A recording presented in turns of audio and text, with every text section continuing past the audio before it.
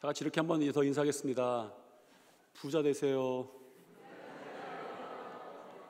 좋아할 줄 알았어요. 2006년에 최고의 광고 카피고 설문조사를 했더니 한 46%인가 8% 정도가 이것이 최고의 광고 카피다 이렇게 뽑았습니다. 왜 그렇습니까? 되고 싶기 때문이죠. 솔직히 마음이 그렇습니다. 저도 여러분들이 부요를 누리기를 바랍니다. 솔직히 저도 제가 가난하기를 바라지는 않습니다. 다시 한번 인사하겠습니다. 따라해 봅시다. 부자 되세요. 좋죠. 솔직히 좋습니다. 듣기만 해도 참 좋습니다. 그러나 한편으로 마음 한켠으로는 신앙인으로서 내가 이렇게 마음을 가져도 되는가라고 하는 가책이 드는 것도 사실입니다. 기독교 역사 속에서 부와 가난은 항상 논쟁의 중심점이 있었어요. 한편에서는 부가 하나님의 축복이다라고 강하게 주장하는 사람들이 있었고, 한편에는 예수님께서 산에 올라가서 가난이 복이다라고 선포하셨던 것을 기억해야 된다라고 주장하는 사람들이 있었습니다. 깨끗한 부자로 청부론을 주장하는 사람들이 역사 속에서 계속 끊임없이 있어왔고, 또 거룩한 가난으로 청빈론을 주장하는 사람들도 역시 있어 왔습니다. 어떤 것이 하나님의 뜻에 맞을까라는 것이 우리들의 고민이죠. 저는 청부론자는 아니지만 어쩌면 청부론에 좀 가깝다 이런 생각을 합니다. 저는 여러분들의 아버지도 아니고 여러분도 저의 자녀는 아니지만 가끔 그런 생각을 합니다. 제가 여러분의 부모 마음 비슷한 마음을 가질 때가 있어요. 여러분, 어느 부모가 자식이 가난하게 살기를 바라겠습니까? 저는 솔직히 돈이 좋은 것 같아요. 왜냐하면 돈이 생겨서 화난 일이 한 번도 없어요, 지금까지. 정확하게는 우리 살면서 돈이 필요합니다. 우리가 잘 살아보세, 우리도 한번 잘 살아보세, 그런 시대를 살아왔죠. 저는 그 끝에쯤 걸려 있습니다. 아침에 새벽종이 울렸네, 새아침이 밝았네, 너도 나도 일어나 새마을을 가꾸세. 서로 도와서 땀 흘려서 일하고 소득 증대에 힘써서 부자 마을 만드세. 이게 우리가 노래를 안 부른 지가 실제적으로 그렇게 오래는 안 된 것 같습니다. 여러분, 부자 마을 만들고 부자 되는 것이 전 국민의 꿈이었고 전 국민의 노래로 있던 적도 우리 있었어요. 우리 이런 시대 지나왔습니다. 우리 돈이 없는 고통 충분히 누려왔습니다. 전쟁을 통해서도 누렸고 가난을 통해서도 경험해봤습니다. 시간이 흐르고 더 잘 살게 되었지만 옛날에 비해서 풍요로워졌다는 것을 부인할 수는 없지만 지금도 돈의 부족함이 해결되었다라고 확신하는 사람이 전 국민 중에 몇 명이나 되겠습니까? 있을 거예요. 조금은 있을 수도 있습니다. 우리 자녀들도 어쩌면 그럴 수도 있습니다. 부모가 아무리 어려워도 그런 표시 안 내고 안 되는 것 해주려고 하고 누리게 하려고 우리 자녀들을 키워왔던 것이 사실입니다. 돈 없는 것도 고통이지만 부모로서 돈 없다 말하는 것이 얼마나 고통스러운지 부모들은 다 아는 거예요. 살려면 돈이 필요하고 필요한 만큼 충분히 느껴지지 않는 것은 충분하다고 느껴지지 않는 것이 돈인 것 같습니다. 여전히 돈은 우리 삶 속에 아주 실제적인 문제면서 돈 없이는 살 수 없다라고 말할 수는 없습니다. 이 중에 혹시 돈을 싫어하신다거나 아니면 돈이 없어도 살 수 있다라는 분이 계신지는 모르겠습니다. 그런 분이 혹시 계실 수도 있어도 아주 적은 수겠죠. 한편으로 대부분의 사람들이 가난을 원하지는 않지만 말씀 가운데에, 묵상 가운데에 돈이 좋다, 부자가 좋다, 부자 되세요 라고 말하는 것이 좀 그렇다라고 생각할 수도 있습니다. 우리 안에 있는 이중적 잣대가 있는 것은 확실합니다. 돈을 벌어 넉넉하게 사는 것이 좋은 일이고 하나님의 은혜와 축복이라고 생각하는 사람들조차 목회자는 그렇게 사는 것이 옳지 않다, 무조건 가난해야만 한다, 물질에 대한 생각을 포기하라 라는 글들도 여러 글을 보았습니다. 저는 솔직히 이런 주장에는 동의하지는 않습니다. 저는 결코 가난함으로 저의 깨끗함이 증명되거나 아니면 그럴 수 있다고 생각하지도 않습니다. 우리가 주의할 것이 있죠. 가난함이 깨끗함이다 혹은 가난함이 정직함이다 이렇게 이해되거나 해석되어서는 안 된다라는 것입니다. 그렇게 되면 깨끗하게 살려면, 정직한 삶을 살려면 무조건 가난해져야 된다 이런 결론밖에 없어요. 그리고 부자로 넉넉하게 사는 것이 세상적인 것이고 깨끗하지 못하게 사는 것이라는 결론에 도달할 수밖에 없습니다. 그런데 여기서 우리는 웨슬리가 우리에게 하는 말을 들을 필요가 있습니다. 웨슬리가 이렇게 이야기합니다. 사람들은 재물을 세상에 주신 것이 지혜롭고 은혜로운 하나님의 섭리이며 사용하는 방법에 따라 이 재물이 그리스도교적 삶의 최대의 유익을 가져다 줄 수도 있다는 사실을 이해하지 못하고 있습니다. 거의 모든 세대와 국가에 걸쳐 시인, 웅변가, 철학자들은 돈이 세상을 부패시키고 덕을 파멸시키며 인간 사회를 폐역하게 만든다고 주장해 왔습니다. 금은 날카로운 칼보다 훨씬 더 해롭다. 부의 축적의 모든 낙을 유발한다. 돈을 모두 바다에 던져버려라. 그러나 세상의 타락이 금과 은 때문입니까? 잘못은 돈이 아니라 그 돈을 사용하는 사람에게 있습니다. 돈은 가장 악하게도 가장 선하게도 사용될 수 있습니다. 상업활동뿐만 아니라 그리스도교 정신대로만 사용된다면 모든 선행을 위해 가장 간편하고도 편리한 수단이 됩니다. 이렇게 웨슬리가 이야기를 하죠. 오히려 웨슬리는 자신의 설교, 돈의 사용이란 그 설교에서 심지어 돈을 최선을 다해 벌어라 라고 권고합니다. Gain all you can 이렇게 이야기하죠. 재미있는 것은 웨슬리는 여기에 대해서 아주 구체적으로 지침도 줘요. 이렇게 말합니다. 최선을 다해 버십시오. 그러나 첫째, 생명과 건강을 해치지 않는 선에서 최선을 다해 벌어야 합니다. 둘째, 우리 몸뿐만 아니라 마음도 해치지 않는 선에서 최선을 다해 벌어야 합니다. 영혼을 팔아 돈을 벌면 안 됩니다. 셋째, 이웃을 해치지 않는 선에서 최선을 다해 벌어야 합니다. 넷째, 다른 사람의 몸을 상하게 하면서까지 돈을 벌어서는 안 됩니다. 그리고 결국 웨슬리는 직업을 통한 유익이 많은 사람들에게 전해졌으면 좋겠다라고 말하며 다섯 번째를 이렇게 이야기합니다. 다섯째, 모든 사람의 영혼에 이익을 끼치는 일에 종사한다면 그들은 어떤 일을 해도 정결합니다. 돈을 어떻게 벌어도 정결합니다. 이렇게 이야기를 해요. 사실 우리 주님도 돈 자체를 악한 것으로 말씀하지 않으셨다라는 것을 여러분 기억하셔야 합니다. 예수님이 말씀하신 비유 가운데에 재물에 관한, 돈에 관한 비유가 꽤나 많습니다. 정확하게는 예수님의 비유가 한 40개쯤 정도 된다고 할 수 있어요. 학자마다 달라서 30몇 개가 예수님 비유다, 40몇 개가 예수님 비유다, 50몇 개가 예수님 비유다 그러는데 그 중에 그냥 평균 잡아서 40개 정도 되는 예수님의 비유 가운데 16개가 재물에 대한 비유입니다. 예수님도 얼마나 재물과 우리의 삶에 관심이 많으셨는가 알 수가 있는 것이죠. 예수님을 돈을 악하다 좋다 이렇게 보지 않으시고 돈을 중립적으로 보셨다 이렇게 표현하는 것이 맞습니다. 문제는 돈이 아니었어요. 우리는 그 후에 돈에 대한 아주 강력한 말씀이 하나 기록된 성경 말씀을 하나 압니다. 디모데전서 6장 말씀인데 같이 한번 읽겠습니다.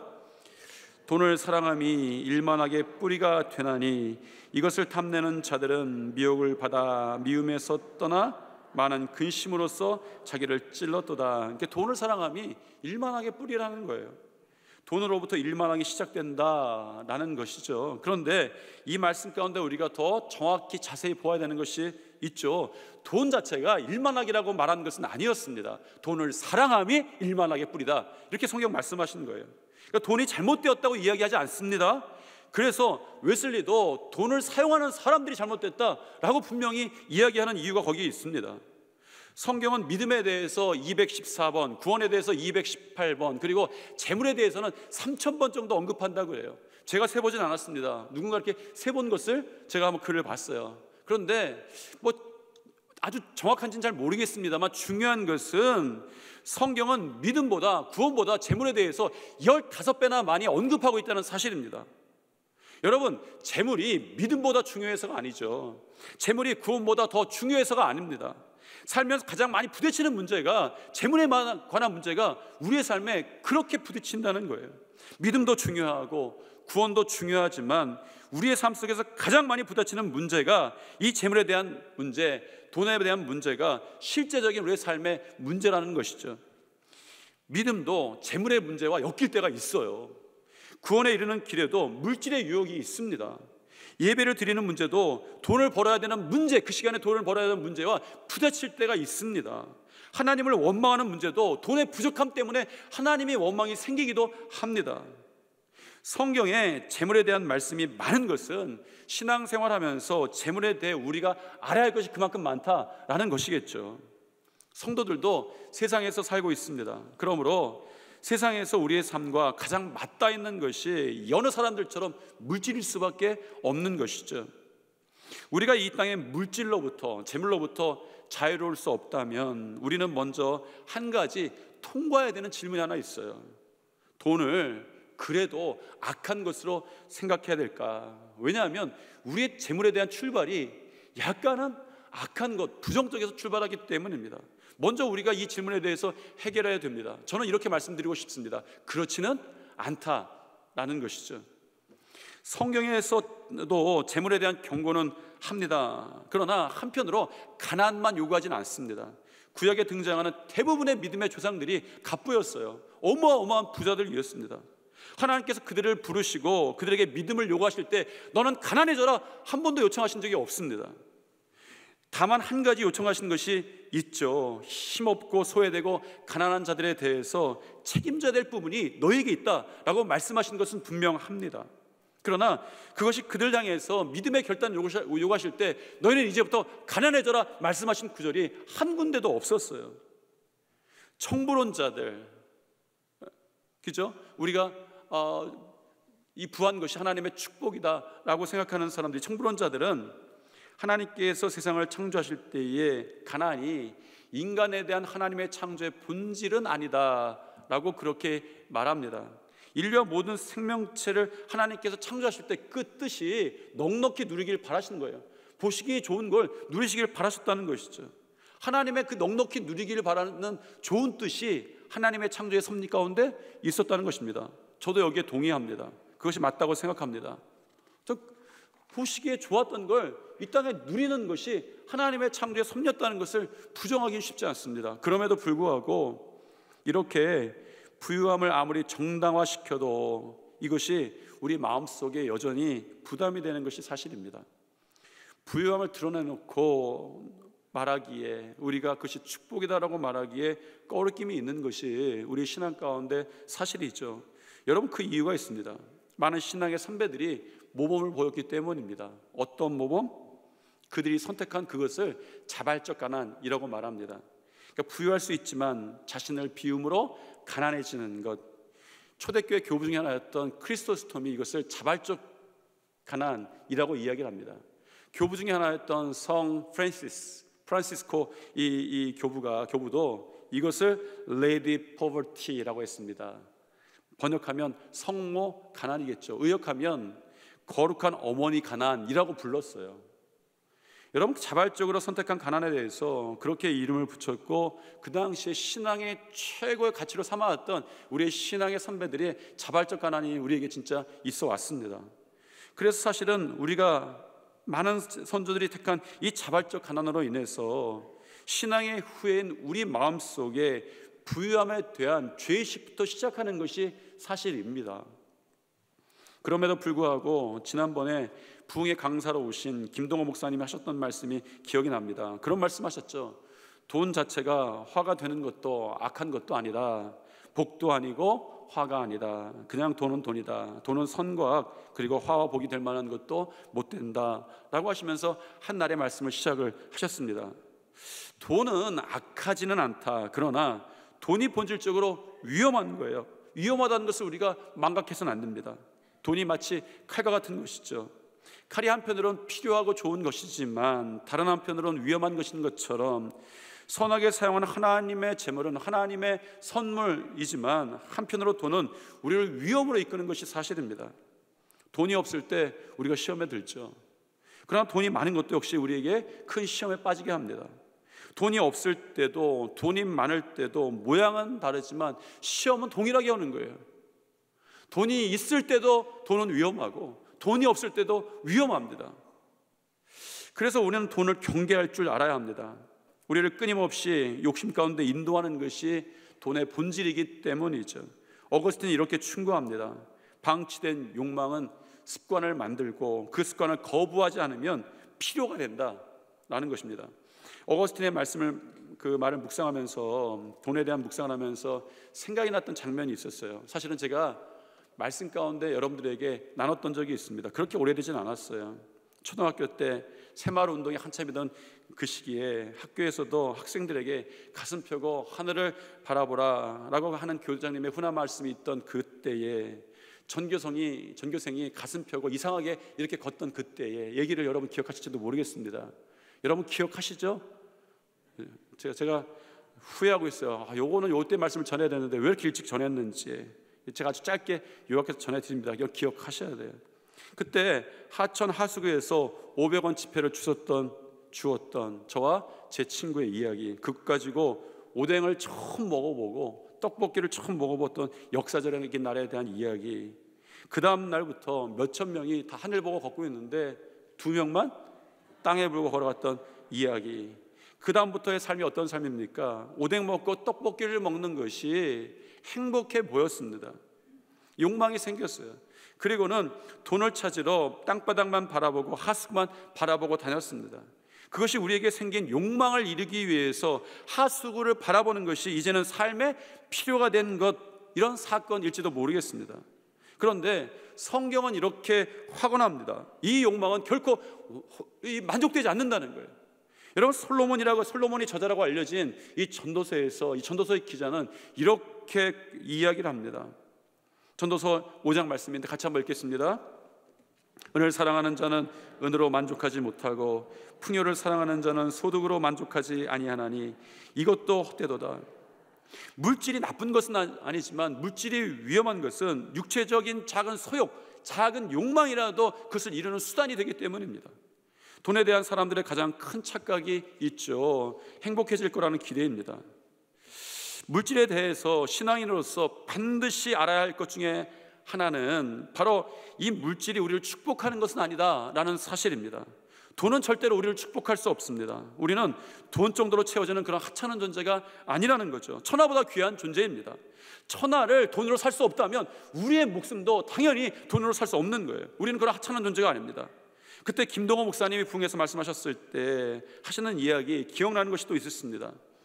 솔직히 돈이 있으니 돈이 좋더라 그러는 거예요. 솔직하시죠? 솔직히 돈이 있으니까 돈이 좋더라. 그런데 생각만큼은 행복하지 않더라 라는 말씀이었습니다. 사실 그 이야기는 그 부흥회 이전에 제가 그 목사님의 설교를 다른 곳에서 한번 들었던 설교였어요. 그 말씀 메시지였습니다. 그때는 제가 고개가 끄덕여지면서도 한편으로 이런 생각 들었습니다.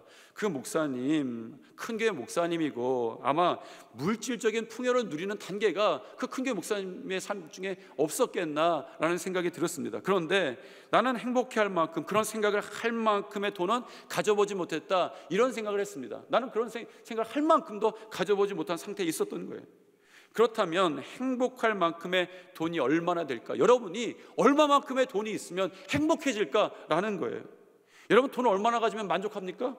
이 대답은 우리 한 사람의 대답을 통해서 한번 드려보려고 합니다. 강철한 카네기라고 있었어요. 여러분 아시죠? 강철한 카네기에 어느 날 기자가 묻습니다. 회장님, 돈을 얼마만큼 가지면 만족하게 됩니까? 그 당시에 카네기가 세계 최고의 부자다라고 알려져 있었어요. 그랬더니 카네기가 빙그레 웃으면서 이렇게 대답을 했다고 합니다.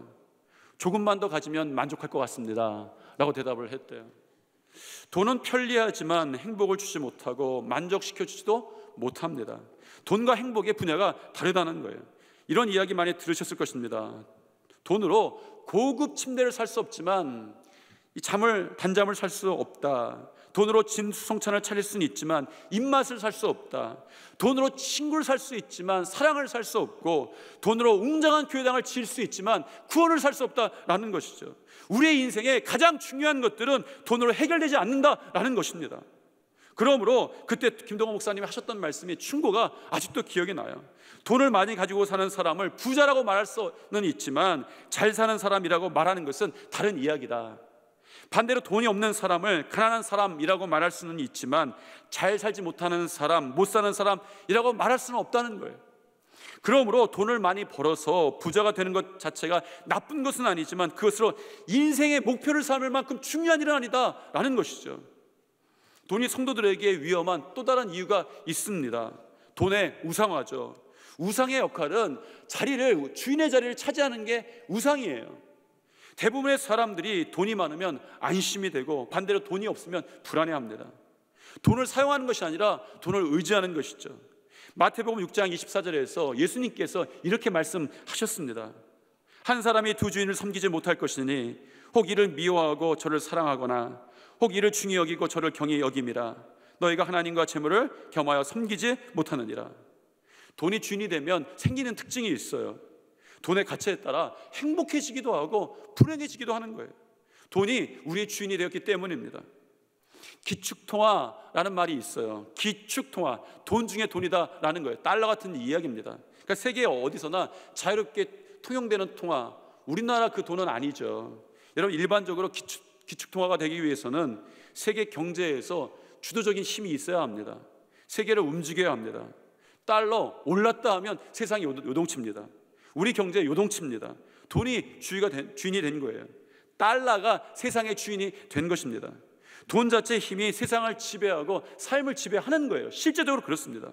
그런데 미국에서 돈의 의미가 처음에 어떻게 시작했는 줄 아십니까?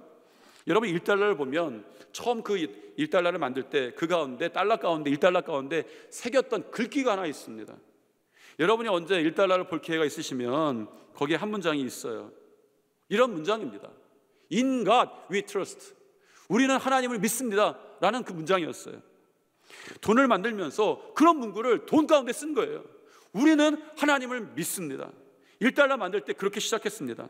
달러의 시작은 돈의 힘을 믿는 것이 아니라 인간, 하나님을 we trust, 우리가 믿습니다 라는 것이었습니다. 돈을 섬기기 위한 것이 아니라 하나님을 믿는 것에서 그 돈이 시작된 거예요. 그런데 우리는 우리의 인생의 주인이 하나님이라고 그렇게 고백하지만 돈 때문에 우리의 가치를 결정할 때가 많습니다. 그것이 돈이 주인이 된 거예요. 돈을 우상으로 섬기는 거죠. 여러분, 돈 때문에 행복하십니까? 여러분, 돈 때문에 불행하십니까? 여러분, 왜 그렇습니까? 돈 때문에 나의 삶이 의기양양해집니까? 돈 때문에 나의 삶이 위축됩니까? 돈이 우리의 가치를 결정하는 것이죠. 그것이 바로 돈을 섬기는 것이다 라고 성경은 끊임없이 경고하고 있습니다. 돈은 우리가 사용해야 되는 것이지 우리를 지배하게 하는 것은 아닙니다. 그러므로 어쩌면 예수님을 따르는 것 중에 하나는 그 길을 갈 때, 예수님을 따를 때 우리가 해야 되는 것 중에 하나를 종교개혁자들은 돈의 회개다라고 그렇게 이야기합니다. 한 번은 마틴 루터에게 어떤 사람이 와서 물었습니다. 진정한 회개가 무엇입니까? 여러분, 우리 그런 고민하는 거 아닙니까? 진정한 회개가 무엇입니까? 라는 질문을 받은 적이 있어요. 루터가 이렇게 대답합니다.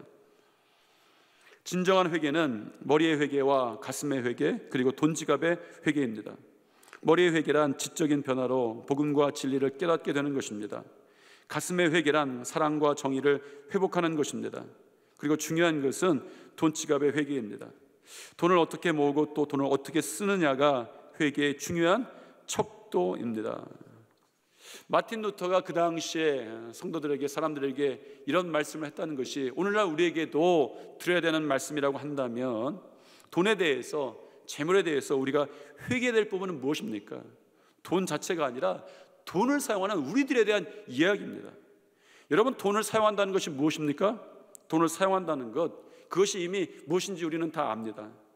우리는 돈을 사용하는 것, 돈을 주고받는 것, 이런 활동을 한마디로 경제라고 이야기를 하죠. 혹자는 경제를 알면 성공한다 라고 이야기합니다. 맞습니다. 경제를 알아야 합니다. 경제를 아는 사람이 성공을 합니다. 그런데 경제를 아는 것은 주식을 아는 것이 아닙니다. 돈 버는 방법을 아는 것이 아니에요. 경제가 무엇입니까? 영어로는 이코노미예요. 이 이코라는 말은 그냥 쓰여진 말이 아니라, 그냥 생긴 것이 아니라 헬라 오이코노모스라는 말에서부터 유래를 했습니다. 이코노미, 오이코노모스. 말하자면 이코노미, 경제가 무엇인지 알려면 헬라어 오이코노모스가 무엇인지 알아야 된다는 이야기예요. 오늘 본문에 우리 읽었던 웨슬리가 이 표준설교 44번의 돈의 사용, 이 설교를 하면서 우리가 읽었던 오늘 본문인데, 이 본문의 배경이 이 누가복음 16장입니다. 이 16장에 오이코노모스라는 단어가 나옵니다. 예수님이 말씀하신 비유인데, 이 비유에는 너무나도 이상한 제목이 하나 달려있어요. 불의한 청지기의 비유라는 것입니다. 좀 바꿔 말하면 불의한 칭찬받은 청지기의 비유, 이런 비유예요. 불의했는데 칭찬받은 유일한 사람이 나오는데 이것이 그 청지기였습니다. 비유의 내용은 이렇죠. 자기 소유를 맡아, 그러니까 어떤 주인의 소유를 맡아 관리하는 청지기가 있었습니다. 어느 날 주인이 이 청지기가 이 주인 자기의 소유를 자기를 그 청지기 자신을 위해 낭비하는 데 사용하고 있다, 이런 소문을 듣게 됩니다.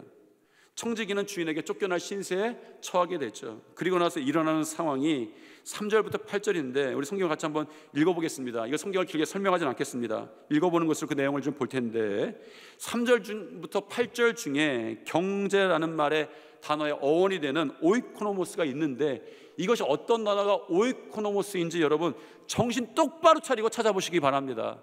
제가 지명하여서 여러분 이름 불러가면서 누구 시킬 수도 있어요. 정신 똑바로, 어떤 단어가 이 경제의 어원이 된 오이코노모스인가 여러분 한번 찾아보십시오. 읽겠습니다. 청지기가 속으로 이르되 주인이 내 직분을 빼앗으니 내가 무엇을 할까? 땅을 파자니 힘이 없고 빌어먹자니 부끄럽구나. 내가 할 일을 알았도다. 이렇게 하면 직분을 빼앗긴 후에 사람들이 나를 자기 집으로 영접하리라 하고 주인에게 빚진 자를 일일이 불러다가 먼저 온 자에게 이르되 내가 내 주인에게 얼마나 빚졌느냐? 말하되 기름 100말이니이다. 이르되 여기 내 증서를 가지고 빨리 앉아 50이라 쓰라 하고 또 다른 이에게 이르되 너는 얼마나 빚졌느냐? 이르되 밀 100석이니이다. 이르되 여기 내 증서를 가지고 80이라 쓰라 하였는지라. 주인이 이 옳지 않은 청지기가 일에 지혜 있게 하였으므로 칭찬하였으니 이 세대 아들들이 자기 시대에 있어서는 빛의 아들들보다 더 지혜로움이니라. 그리고 하시는 말씀이 오늘 우리가 읽었던 본문 말씀 9절 말씀인데, 이것도 한번 읽어보겠습니다. 내가 너에게 말하노니 불의의 재물로 친구를 사귀라. 그리하면 그 재물이 없어질 때에 그들이 너희를 영절초소로 영접하리라. 여러분, 이 말 중에 어떤 말이 오이코노모스입니까? 사실은 이 비유 자체를 먼저 보면 예수님의 말씀이라고 받아들이기에는 뭔가 찜찜해 보일 정도로 이상해 보이는 것이 사실입니다. 청지기가 불의한 건 사실입니다. 그런데 자신의 불의함이 드러난 이후에 그는 미래를 준비하면서 돈을 잘 사용했다라고 주인에게 칭찬받고, 이 칭찬은 예수님의 칭찬이었습니다. 여러분은 주님께서 이 비유를 통해서 이 불의한 청지기를 칭찬하신 그 청지기가 잘했던 것이 무엇이라고 생각하십니까? 저는 경제활동이다라고 생각합니다. 청지기가 경제활동을 잘 알았기 때문에, 경제를 잘 알았기 때문에, 경제활동을 잘 했기 때문에, 오이코노모스를 잘 알았기 때문에 그 주인에게 칭찬받은 거예요. 결국 예수님께 칭찬받은 거죠. 그러면 오늘 말씀 가운데 어느 말이 오이코노모스, 경제의 어원이 된 단어였을까요? 어떤 것이었을까요? 어떤 것이었습니까? 이렇게 대답 안 하는 게 정상이죠. 2부 예배는 이게 대답 안 해 정상인데 대답을 하셨어요. 찬양대에서. 그것도 틀리게 대답을 하셨습니다. 제가 곤란한 거예요. 그래서 제가 한번 문답을 시작을 했습니다. 혹시 대답이 너무 크게 대답해서 틀리시더라도 부끄럽지 않으시겠습니까? 상처받지 않으시겠습니까? 물어보고 틀렸습니다 대답했어요. 그분은 뭘 뽑았냐면 그 증서를 주었다. 이걸 오이코노모스라고 생각했어요. 여러분, 오늘 본문에서 이 오이코노모스라는 말은 청지기란 말 자체가 오이코노모스입니다. 그러니까 경제라는 말이 청지기란 말에서 시작됐다는 거예요. 여러분, 처음 경제라는 말이 생겼을 때에 우리가 돈을 주고받는 일이, 돈을 사용하는 일이, 돈 버는 일이 청지기라는 말에서부터 생겼다는 것을 여러분 지금 기억하셔야 합니다. 경제를 안다는 것은 하나님이 주인, 우리가 청지기라는 사실을 아는 것에서부터 시작한다라는 것이죠. 돈에 대해서 청지기 의식을 갖는다, 이것이 경제의식의 시작이었습니다. 우리의 삶의 주인이 하나님이시고 재물을 주관하시는 이도 하나님이시다라는 것을 고백하며 사는 사람을 청지기라고 합니다. 청지기에게 맡겨진 재물은 그에게 축복으로 누리라고 주어진 것이 아니라 주인의 뜻에 맞게 사용하도록 맡겨진 것이죠. 이것을 성경에서 지칭하는 단어가 하나 있습니다. 은사라는 거예요. 비유의 주인은 자기의 그 재물로 청지기가 누군가를 살피고 도와주는 것을 아주 지혜롭다고 생각을 했습니다. 예수님을 믿는다고 하는 것은 돈에 대한 관점이 달라진다라는 것을 의미합니다. 돈이 좋은 것이기는 하지만 축복을 넘어서 은사라는 사실을 기억해야 합니다. 여러분, 섬기는 것은 하나님을 섬기시고 돈을 은사로 사용하시기를 축복합니다. 우리가 부자가 된다는 것은 물질의 축복을 받는 것이 아니라 물질의 은사를 받는 거예요. 저는 여러분들이 물질의 은사를 받으시기를 축복합니다. 돈은 축복을 넘어서 은사입니다. 돈은 축복을 넘어서 은사입니다. 따라라는 얘기입니다. 돈은 축복을 넘어서 은사입니다. 아멘이 아니라 따라 하라니까요. 돈은 축복을 넘어서 은사입니다. 하나님이 주인이시라는 거예요. 그것을 가장 잘 알았던 사람 중에 하나가 다윗이었습니다. 역사상 하나님께 어마어마한 가장 큰 예물을 드리죠.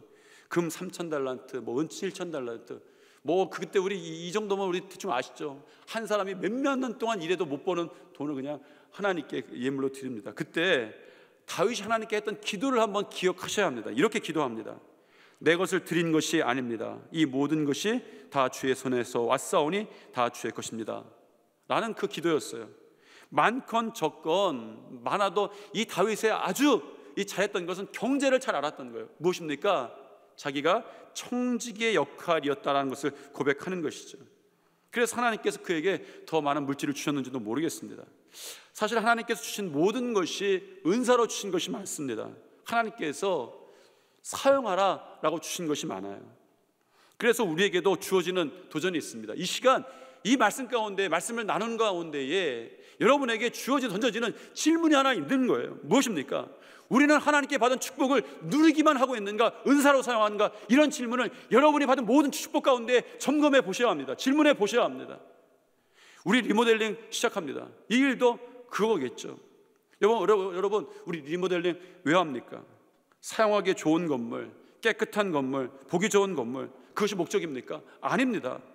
건물을 나를 축복하기 위한 도구로 삼기 위한 것이 아닙니다. 은사로 사용하기 위해서 우리는 리모델링하자, 그 얘기를 처음부터 했습니다. 여러분, 우리의 은사로 사용하기 위해서 이것을 하자.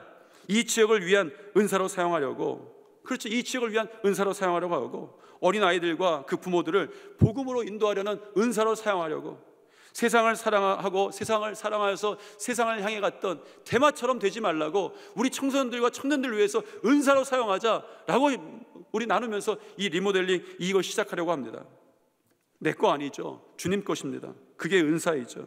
내 거면 불편해집니다. 왜요? 결코 나만을 위한 공간이 아니기 때문입니다. 은사로 사용하면 주님이 기뻐하시는 일들이 그곳에 나타나겠다, 이런 소망 갖고 시작할 것입니다. 여러분, 반드시 은사로 사용하면 주님 기뻐하실 일들이 거기에 일어날 줄 믿습니다. 어쩌면 당장 우리에게도 지금 이 시간에도 요청되는 것이 있는지도 모르겠어요. 이번에 큰 화재가 있었습니다.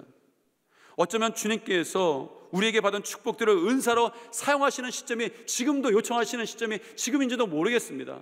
너희가 받은 축복, 이 시대에 고통받는 여러분 이웃이 있는데, 고통받는 우리의 동족이 있는데, 고통받는 그 경상도의 화막 가운데 있는, 고통 가운데 있는 사람들이 있는데, 너희들 은사를 한번 사용해보자 라고 요청해 주시는지도 모르겠습니다. 여러분, 앞으로 따로 이야기할지는 모르겠지만 오늘 말씀 가운데 작은 도전을 받으시기를 바랍니다. 저는 이렇게 믿습니다. 하나님은 돈을 은사로 사용할 사람들에게 더 주시더라 라는 것입니다. 저는 우리 성도들이 물질에 어려움이 없기를 소망합니다. 가난으로 고통받지 않기를 소망합니다. 하나님께서 물질을 풍족하게 주시기를 소망합니다. 그러나 물질이 우리 자신을 위한 축복으로만 사용되는 것이 아니라 은사로 사용되시기를 축복합니다. 말씀을 마무리하면서 웨슬리가 성도들에게 하던 권면으로 말씀을 좀 마치고자 합니다. 같이 한번 웨슬리가 했던, 웨슬리의 돈의 사용이라는 설교에 있었던 문구인데 같이 한번 우리가 읽어보겠습니다. 여러분, 최선을 다해 보십시오. 여러분, 할 수 있는 한 최선을 다해 저축하십시오. 그리고 할 수 있는 한 모든 것을 내어 주십시오. 저는 여러분의 목회자로서 여러분이 물질의 은사를 얻기를 축복합니다. 여러분이 물질의 풍족한 은사를 얻기를 축복합니다. 기도하시겠습니다. 사랑과 은혜가 충만하신 하나님, 우리 성도들 가운데에 물질로 인해서 어려움 당하거나 시험 당하는 성도들이 있습니까? 주님께서 물질의 우상이 아니라 물질을 은사로 사용하라고 우리에게 요청하시는데, 저들이 물질의 은사로 사용하는 놀라운 결단을 있게 도와주시되 먼저 저들에게 물질의 축복도 또한 허락하여 주시옵소서. 그 물질의 축복을 가지고 물질의 은사로 사용해야 해서 하나님 마음이 있는 곳에, 하나님 필요한 곳에 사용되는 귀한 역사가 일어나게 도와주시옵고 결단들이 시작되게 도와주시옵소서. 예수님 이름으로 기도드립니다. 아멘.